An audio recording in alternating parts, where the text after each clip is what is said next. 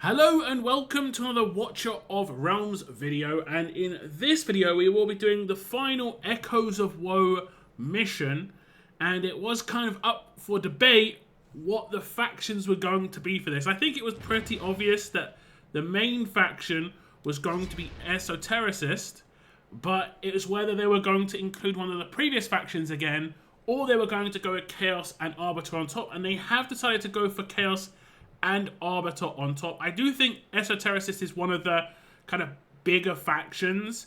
It is one of the more accessible ones. I think that's why it's one of the easier missions on the faction trials. But I have decided to put together this team. It is mainly Eso characters. There are 7.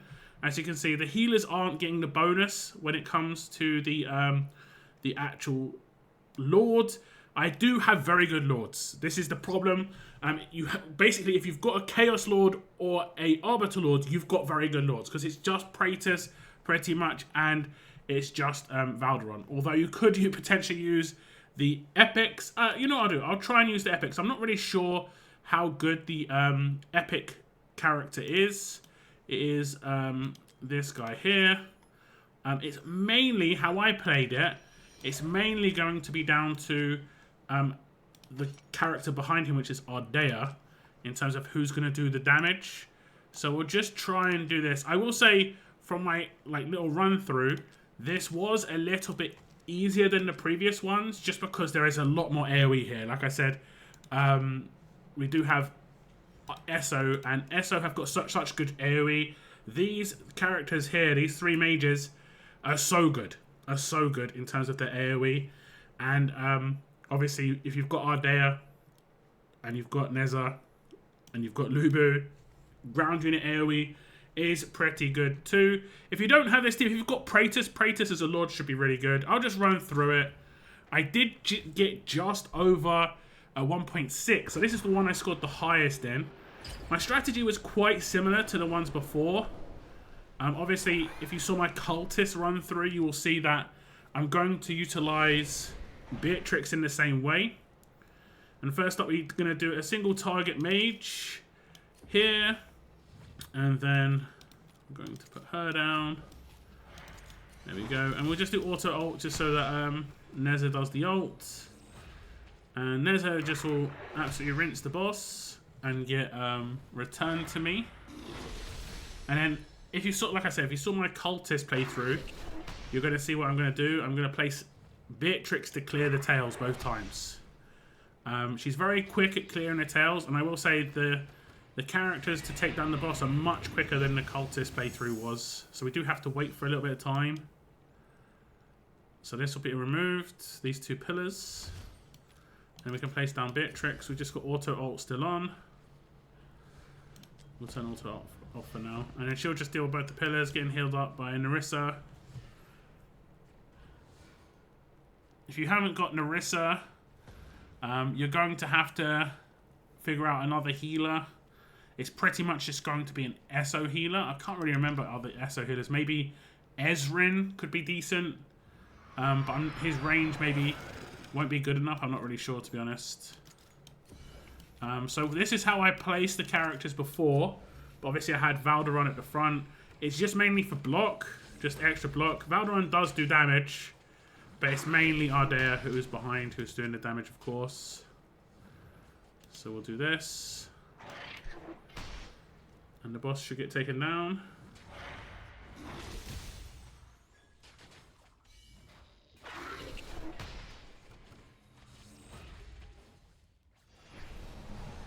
There we go, and we'll sell whoever you've got as the single target damage dealer here.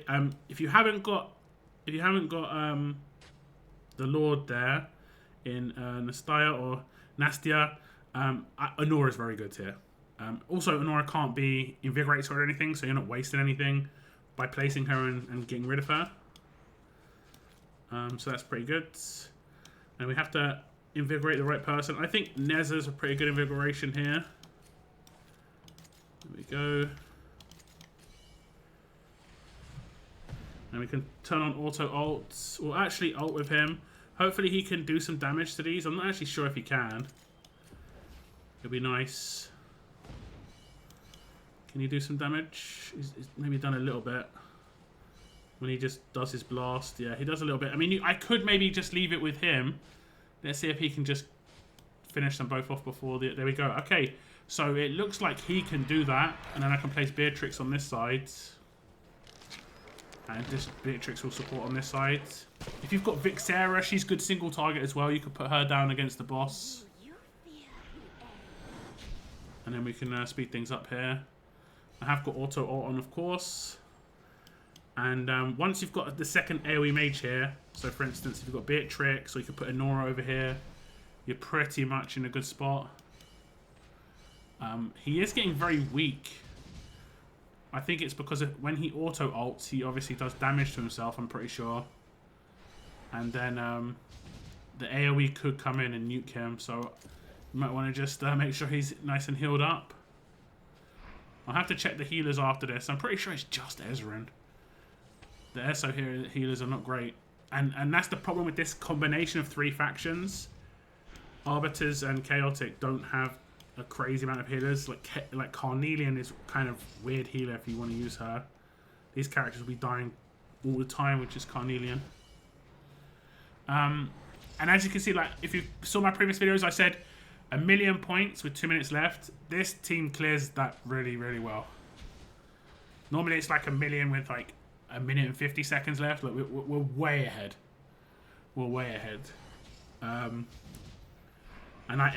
part of it is because I actually placed Beatrix down on my main run. She cleared the tails and then I had to sell her and place her again. Now I've placed her early. It could clear this side a little bit quicker. So that'd be interesting. I think I got 1.6 before. We'll see what my record is this time around. Watch these eyeballs from Beatrix. Sometimes they go to the boss randomly, but you can't damage the boss, so it is a bit strange.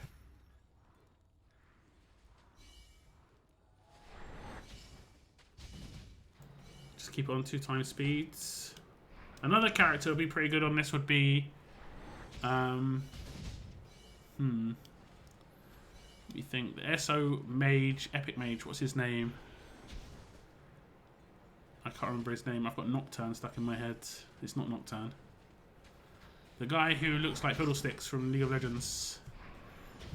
Because he obviously does good AoE, but he basically produces these little AoE bombs which would help quite a lot. So I got a better score last time around, but I cleared 1.5 without too much of a problem. If we look, last time around it was okay, just a little bit better. Nothing too crazy. I will say, trying to like use this functionality here, it didn't seem to be working very well. This is what I'm talking about. Nalvaras, Nocturne, I don't know. He'd be pretty good. There are some decent epics within. Maybe even I would be really good on the top side. You just got to place her so she's not freezing them too far away, because if she freezes people too far away, people won't be able to attack them and it will slow down the run. But so yeah, that's kind of how it goes. Arbiters and Chaotic, pretty tough factions. Obviously, mainly Ancient exclusive. There are some in non-Ancients, like you do have Valkyra. If you have Valkyra, I don't have Valkyra, but if you have Valkyra, you could use Valkyra and this character on the bottom instead. So you could have Alicia at the front and Valkyra behind, like I had the Chaotic duo. So it was like these two. You could do it that way around. That would work really well too. So there are definitely some potential, but you're going to rely heavily on the Eso mages. Hopefully you've got some good mages. Hopefully this has been useful for you. I want to thank you very much for tuning into this little video and the little series. If you haven't completed the other ones, got the high score, go check out my other videos on this and the characters I used. Maybe it will give you a little bit of inspiration. It's just extra rewards. Extra rewards. That's it for this little video. Like I say though, thank you very much for tuning in. Take care, and I'll see you in the next video.